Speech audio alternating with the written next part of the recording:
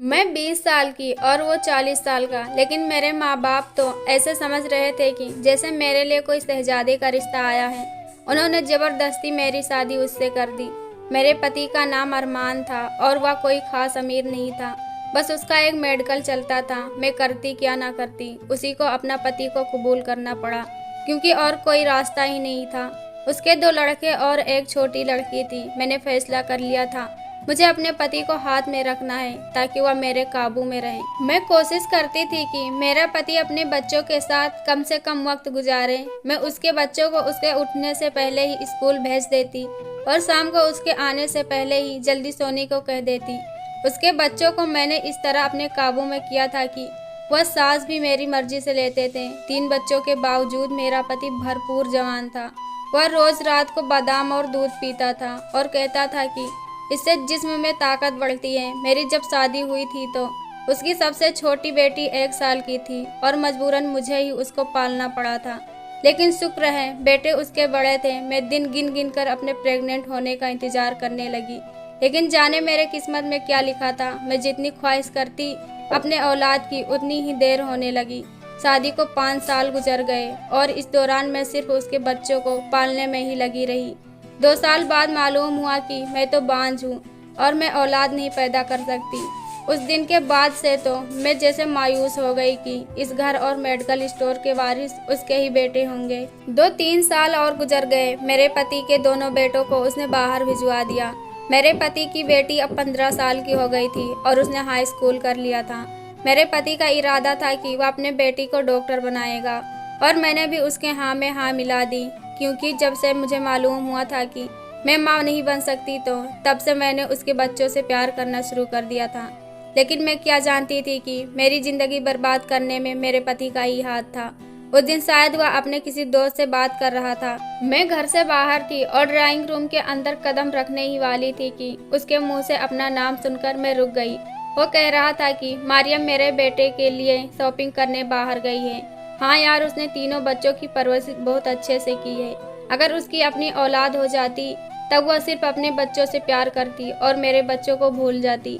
इसीलिए तो मैं उसे लगातार गोलियां खिला रहा था कि वह पेट से ना हो। यह सुनकर तो मेरे पैरों तले से जमीन खिसक गई। मैंने उसे देखा जो अपने दोस्त से हंस हंस कर बातें कर रहा था। उसने ही मुझे औलाद से महरूम रखा। मैं इतना बड़ा धोखा बर्दाश्त नहीं कर सकती थी। 10-12 साल का साथ सिर्फ एक धोखा था। मैंने उसे सजा देने का फैसला कर लिया। मैंने उसके बड़े बेटे को फोन करके कहा कि अपने बाप को वहां बुला लो, तुम्हारा काम करने में मदद करेगा। मैंने इस तरह कहा कि बेटा उसका राजी हो गया और उसने अपने बाप को खुद राजी कर लिया। 2-4 माह के अंदर अंदर मेरा पति बाहर चला गया। अब घर में मैं और मेरे पति की बेटी रह गई थी। मैंने अपने पति से बदला लेने के लिए उसकी 16 साल की बेटी की शादी किसी बुढ़े से करवाने को सोचा। यही तरीका था जिससे उसके दिल पर चोट लगती जैसे मेरे दिल पर लगी थी। मैंने जबरदस्ती उसकी शादी एक 50 साल के बूढ़े से करवा दी, लेकिन उसमें मेरा भी फायदा था क्योंकि वह बहुत अमीर था और उसने मुझे उस शादी के लिए 5 लाख रुपये दिए थे। मैंने सोच लिया था कि उस बुढ़े के जवान बीबी से खूब सारी दौलत इकट्ठा कर लूंगी। 50 साल की उम्र में वह अच्छी खासी सेहतमंद था। जब वह रिश्ता देखने के लिए आया तो मैंने उससे कहा कि बड़े मियाँ, तुम्हारी तो अच्छी खासी सेहत है, क्या खाते हो? कहने लगा कि छोड़ो, उस राज को खानदानी राज है, नहीं बता सकता। मैंने उससे कहा कि मैं तुम लोगों के साथ ही कोठी में रहूंगी, क्योंकि मेरा भी दिल था कि कुछ ऐसी अमीरों वाली जिंदगी गुजार कर देखूं। मेरे पति की बेटी 16 साल की थी और बहुत ही मासूम थी। उसने चुपचाप शादी कर ली और मेरे कहने पर किसी को भी न बताया, न अपने बाप को न अपने भाइयों को। उनकी शादी की पहली रात ही मैं चौंक गई, क्योंकि वह 50 साल का बुढ़ा कमरे में जाने के बजाय चोरी चोरी किचन में जा रहा था। मैं भी हैरानी से उसके पीछे गई और चोरी चोरी उसे देखने लगी। मैं तो बहुत हैरान हो गई। लोग शादी की रात दूध पीते हैं और वह तो लस्सी पी रहा था। यह हैरान कर देने वाली बात थी। लस्सी पीकर वह अपने कमरे में चला गया। उस 50 साल के बुढ़े का कोई रिश्तेदार नहीं था। एक दूर के रिश्तेदार थे और वह भी सिर्फ शादी में ही नजर आया था और बाद में गायब हो गया था। उसका लस्सी पीना इतनी बड़ी बात नहीं थी, लेकिन चौंका देने वाली बात जरूर थी, क्योंकि वह रोजाना अपनी जवान और कम उम्र बीबी के पास जाने से पहले लस्सी जरूर पीता था। एक दिन मैंने उसको लस्सी का गिलास पेश किया तो कहने लगा, सासू माँ, मैं लस्सी नहीं पीता। मुझे उसके इस बात पर गुस्सा तो बहुत आया। मगर मैं बर्दाश्त कर गई। मुझसे वह उम्र में बहुत बड़ा था और मुझे ऐसे बुला रहा था जैसे वह छोटा हो। अगर उसे लस्सी पसंद नहीं थी तो रोज रात को जवान बीबी के कमरे में जाने से पहले लस्सी क्यों पीता था? यह सवाल मुझे चैन लेने नहीं देता था। एक दिन मैंने छुप कर देखा तो उस लस्सी में एक खास दवा मिलाई थी और उस लस्सी को घटाघट पी गया। मगर मैं नोट कर रही थी कि जब से उसकी शादी हुई थी वह तो और जवान होने लगा था। कहाँ उसकी झुर्रियाँ और चिपके हुए गाल, लेकिन अब तो वह नई नवेली दुल्हन के साथ सैर पर निकला होता था। यह जानने के लिए मैंने उसके पुराने नौकर को पैसे देकर पूछा तो उसका जवाब सुनकर मैं और उलझ गई। कहने लगा, यह सारा कमाल उस लस्सी का है जो रोज रात में पीते हैं। जब भी मालिक नई शादी करते हैं तो वह रोज लस्सी पीकर उस कमरे में जाते हैं। मैंने उससे कहा कि तुम्हारे मालिक को मैंने लस्सी में कुछ मिलाते भी देखा था, वो क्या खास चीज लाता है? तो वह सोचते हुए कहने लगी, माँ जी देखा तो मैंने भी कई बार है कि मालिक लस्सी में कुछ मिलाकर पीते हैं, लेकिन मैं नौकर हूँ, पूछने की हिम्मत कैसे कर सकती हूँ? मेरा ख्याल है ताकत की कोई दवा होगी। वैसे मैंने भी पहले यही सोचा था जो वह नौकरानी कह रही थी कि हो सकता हो 50 साल का बुढ़ा अपनी ताकत बढ़ाना चाह रहा हो। लेकिन जाने क्यों मुझे यह बार बार याद आ रहा था कि कुछ और मामला है। मेरी सौतेली बेटी भी इस शादी पर ऐसे खुश थी जैसे नई नवेली दुल्हन होती है। अपने 50 साल के पति के साथ हाथों में हाथ पकड़कर ऐसे घूम रही होती। अब वक्त आ गया था कि मैं उसके बाप को फोन करके बता दूं कि उसकी बेटी ने घर से भागकर एक 50 साल के बुढ़े के साथ शादी कर ली है। मैंने अपने प्लान पर काम करने के लिए सोचा, तभी मेरी सौतेली बेटी सोने का हार लिए मेरे कमरे में चली आई और आकर कहने लगी, अगर आप पापा को बताएंगे तो वह आकर मुझे यहाँ से ले जाएंगे, मगर मैं अब अपने पति के साथ ही खुश हूँ। नहीं बताना उन्हें, जब वह वापस आएंगे तो देखा जाएगा। मैंने भी सोने के हार की लालच में आकर मोबाइल एक तरफ रख दिया था और सोचा कि यह शादी मैंने अपने मतलब के लिए कराई थी। रात को फिर से मैंने उस बुड्ढे को लस्सी पीते हुए देखा। मुझे नौकर की बात याद आ गई। कहीं हो सकता है खुद को जवान रखने के लिए कोई दवा का इस्तेमाल करता हो। अगर ऐसा था तो गलत था। मैंने तो अपनी सौतेली बेटी की शादी इस 50 साल के बुढ़े से इसलिए करवाई थी ताकि वह भी ऐसे ही औलाद के लिए तरसे जैसे मैं तरसती हूँ। लेकिन उस बुढ़े को देखकर लग रहा था कि जैसे इस शादी ने इस पर एक अलग ही प्यार और खुमार चढ़ा दिया है और यह सब उस लस्सी का कमाल लग रहा था। मुझे तो ऐसा ही लग रहा था। मुझे कुछ भी करके उस लस्सी तक पहुंचना था ताकि अगर कुछ हो तो मैं उसे वक्त पर जवाब दे सकूं। मैंने अपनी सौतेली बेटी को कहा कि रोजाना अपने शौहर को दूध का गिलास दिया करो। अगर इस उम्र में वह कुछ और पिएगा तो खतरनाक साबित हो सकता है।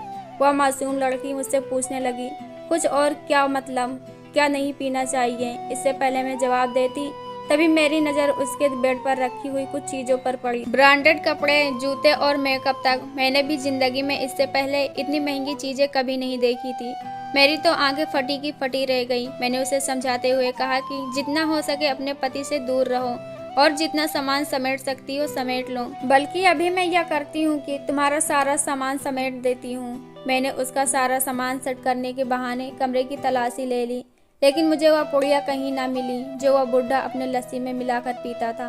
नौकर ने बताया था कि वह अपना लस्सी खुद बनाता है, किसी को पास नहीं आने देता। नौकर ने बताया था कि अब आप देखिएगा साहब कितनी जल्दी औलाद वाले होंगे। पहले भी ऐसा ही होता आया है। यह बात सुनकर तो मैं घबरा गई। उसकी औलाद नहीं होनी चाहिए थी, इसीलिए तो सौतेली बेटी की शादी इतने बड़े घर में करवाई थी जो औलाद पैदा करने की सलाहियत ही न रखता हो। मगर यहाँ तो उल्टी गंगा बह रही थी। वह तो औलाद पैदा करने के चक्कर में था।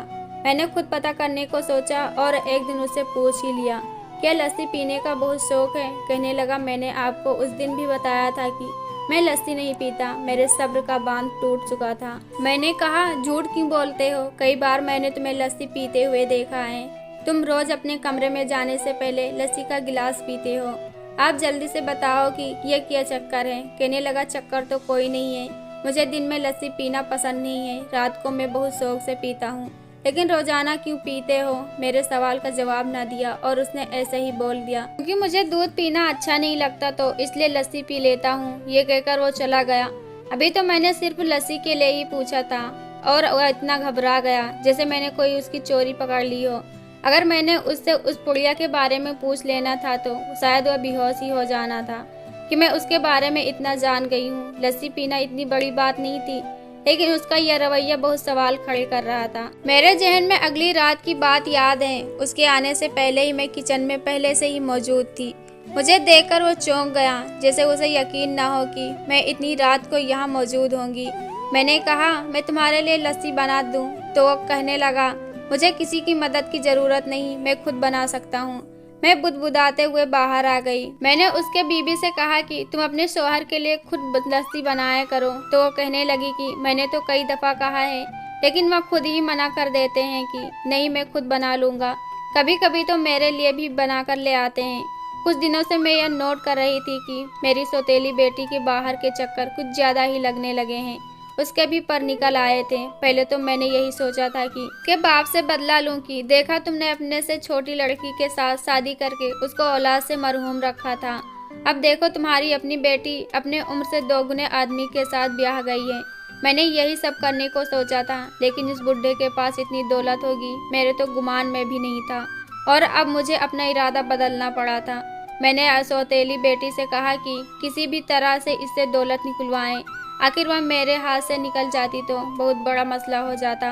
उस लड़की को समझदार करने से पहले अपना मकसद हासिल करना जरूरी था, और इसके लिए सबसे पहले वो 50 साल बुढ़े की जादुई लस्सी बंद करवानी चाहिए थी, जिससे उसकी ताकत दिन ब दिन बढ़ती जा रही थी। मैंने अपना प्लान सोच लिया। रात को जैसे ही उसने लस्सी का गिलास तैयार किया और जैसे ही अपनी जेब से वह खास पुड़िया निकाली और वह पाउडर अपने लस्सी के गिलास में मिलाने लगा, इससे पहले वह लस्सी पीता, मैंने किचन के बाहर एक गुलदान गिरा दिया। वह जल्दी से गिलास टेबल पर रखकर बाहर आ गया कि देखिए शोर किस बात का हुआ है। मेरे लिए बस इतना ही शोर काफ़ी था। मैं जल्दी से किचन में गई और उसका गिलास उस गिलास से बदल दिया जो मैंने कुछ ही देर पहले तैयार किया था। यह सब करने में मुझे कुछ ही सेकंड लगे थे।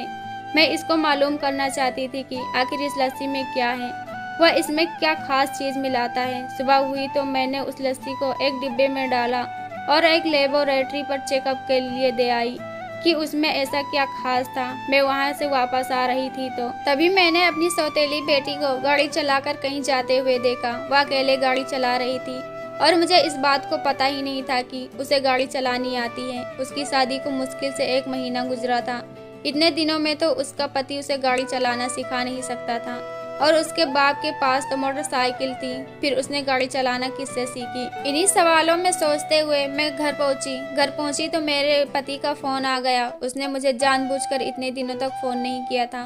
वह तो बेटी से बात करना चाह रहा था। मैंने कहा, पता नहीं कहाँ है, मुझे बताकर कहीं नहीं जाती। तुम्हारी बेटी अपनी मर्जी की हो चुकी है। कल को अगर कुछ हो गई तो मुझसे मत कहना। मुझे उस लड़की पर बहुत गुस्सा आ रहा था। मुझे बताए बगैर यकीन हवा में उड़ रही है। कई दिनों हो गए थे बस अपने आप में मगन रहती और बाहर के चक्कर लगाती रहती। मैंने उसके पति से जाकर पूछा कि कहाँ है तुम्हारी बीबी, तो वह कहने लगा ड्राइवर के साथ शॉपिंग पर गई है। अब मैं इस उम्र में उसके साथ घंटों शॉपिंग नहीं कर सकता, हिम्मत जवाब दे जाती है, तो मैंने उसे ड्राइवर के साथ भेज दिया है। अब मैं उसे क्या बताती कि ड्राइवर बाहर बैठा है, कि तुम्हारी कम उम्र जवान बीबी बाहर घूम रही है। मुझे उस लड़की पर शक होने लगा था कि कुछ तो चल रहा है इस घर में, जिसकी खबर मुझे नहीं थी, जो वह मुझे छुपा रहे थे। अब मैं जब भी उसे देखती तो यही लगता था कि वह कुछ अजीब बर्ताव कर रही है। पति के घर में होने के बावजूद वह फ़ोन पर किसी से लगी रहती थी। मैं कुछ पूछती तो वह कहती कि मैं अपनी सहेली से बात कर रही हूँ। लाइव वाले ने 2 दिन बाद रिपोर्ट देने को कहा था। जब तक मुझे सच्चाई का पता नहीं चलता है कि वह खास लस्सी क्यों पीता है, मैं तब तक उसे पीने नहीं देना चाहती थी। इसलिए आज बहाने से उसे बाहर भेजकर लस्सी का गिलास बदल दिया था। अगले दिन भी मैंने यही किया। तभी लैब वाले का फ़ोन आया कि रिपोर्ट बन गई है, आकर ले लें। मैंने उससे कहा कि रिपोर्ट में बताएं आगे क्या लिखा है। जो कुछ उसने मुझे बताया, मुझे लगा कि आसमान मेरे सर पर गिर पड़ा हो। जो कुछ भी सुन रही थी मुझे यकीन नहीं आ रहा था। मैंने घर जाकर उस रिपोर्ट को उस बूढ़े के पास फेंकी और कहा, क्या देखो उस लस्सी का रिजल्ट जो तुम रोज़ बड़े शौक से गटागट पीते हो। मुझे समझ नहीं आ रहा था कि तुम जहर पी रहे हो, वह भी अपनी मर्जी से। इस पुड़िया में जहर होता है जो तुम पर जानबूझकर लस्सी में मिलाकर पीते हो। लैब वाले ने बताया कि इस लस्सी में ताकत शामिल है, लेकिन इसमें कुछ जहर भी शामिल है। और यह सुनकर मैं हैरान हुई थी कि वह जानबूझकर जहर क्यों पी रहा है। मुझे ख्याल आया कि कहीं उसकी बीबी उसे जहर तो नहीं दे रही है। क्योंकि उसकी चाल ढाल कुछ अलग ही लग रही थी। यही सवाल मैंने उससे किया कि तुम्हें यह पुड़िया तुम्हारी बीवी देती है कि तुम इसे लस्सी में मिलाकर पियो? क्या वह तुम्हारी जान लेने पर तुली है ताकि तुम्हारे मरने के बाद वह सारी दौलत उसे मिल सके? मेरे जहन में तो यही आ रहा था कि उसकी सौतेली बेटी उसे मारने का प्लान कर रही है ताकि दौलत और घर उसके नाम हो जाए, क्योंकि बुढ़े की कोई औलाद ही नहीं थी। मेरी बात सुनकर वो कहने लगा कि नहीं, मेरी मासूम सी भोली भाली बीबी को इस बारे में कुछ भी नहीं पता और मुझे मालूम है कि मैं क्या कर रहा हूँ। यह सुनकर मेरी जान निकल गई और रोंगटे तो खड़े ही हो गए कि खुद वह अपनी मर्जी से जहर ले रहा है। कोई पागल ही ऐसा कर सकता था। होश में इंसान व्यक्ति से ऐसी बातें नहीं की जा सकती थी। मैंने उससे पूछा कि क्यों कर रहे हो यह सब, अपनी जान लेना चाहते हो? वो कहने लगा कि तुम इतनी समझदार हो कि बिना कहे ही सब कुछ मालूम कर लेती हो, तो ये भी मालूम कर लो कि असर क्या हो रहा है। जाओ जाकर मालूम कर लो, क्योंकि अगर लेट हो गई तो सच में बहुत देर हो जाएगी।